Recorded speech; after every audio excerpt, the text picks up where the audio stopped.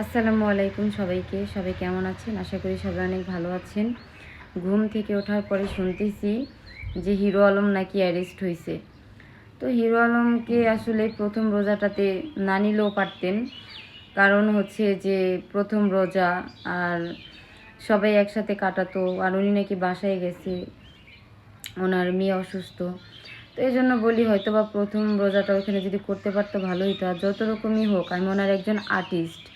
হ্যাঁ, তো অনেক খারাপ লাগছে এটা ভেবে যে এই সময় মানে গ্রেপ্তার হয়েছে কালকে হইতো। প্রথম রমজানটায় কেন যে নিল ওনাকে, খারাপ লাগছে।